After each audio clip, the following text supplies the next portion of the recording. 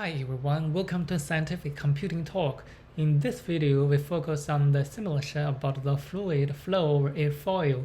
In particular, we will use Gmsh to create the shape of the airfoil, use OpenFoam to do the simulation, and then using the ParaView to analyze the simulated data.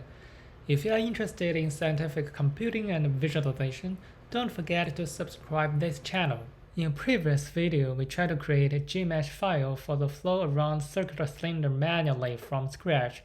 However, the shape of airfoil is much more complicated than the cylinder.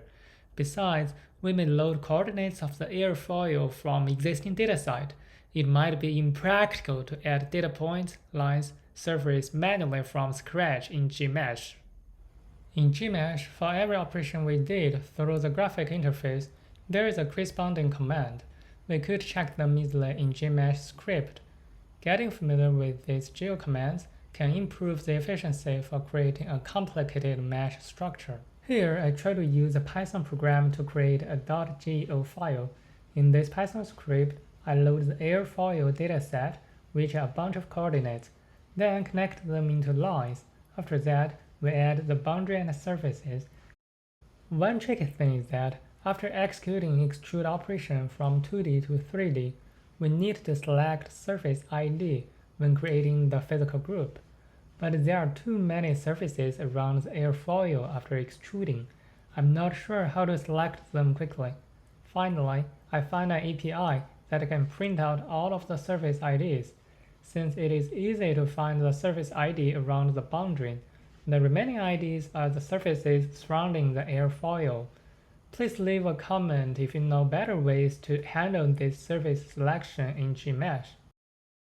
After executing all of these operations in Python, we can simply update the mesh, such as changing the simulation domain size and do some rotations for the airfoil.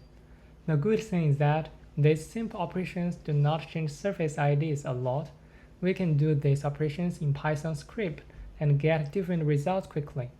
After generating the mesh of the airfoil, we can complete the pre-processing step. We can output it as an MSH file and use it in simulation computation for the next step. Before executing the OpenFoam simulator, an important step is to convert the MSH file generated by Gmsh to the mesh data exported by OpenFoam. We just need to use gmsh to form command to do that. After doing that, we need to adjust properties of the boundaries to make it match with our use case. Here we just use boundary conditions, same with previous cylinder flow example. After this step, we need to set initial conditions and properties of the fluid flow.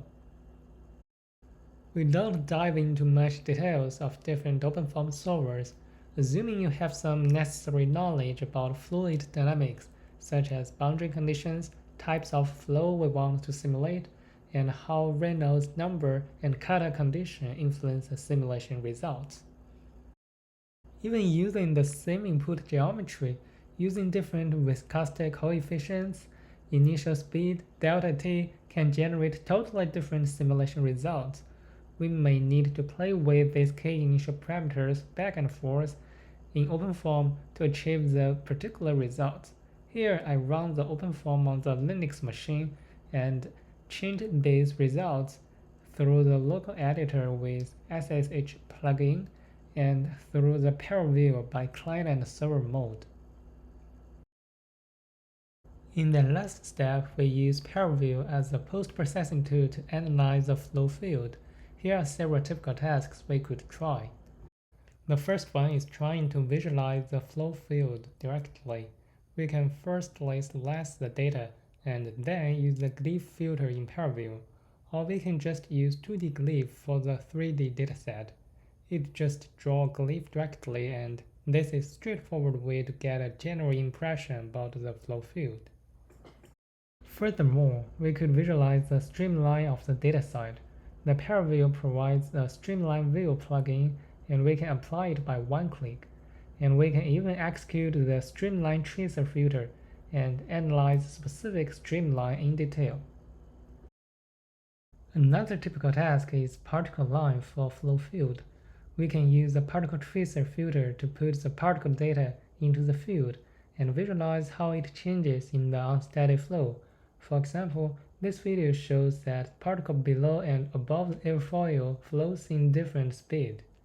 Hope this video can provide some information about how to use Gmsh, OpenFoam and ParaView to construct your own scientific workflow and help you to learn details about the fluid dynamics.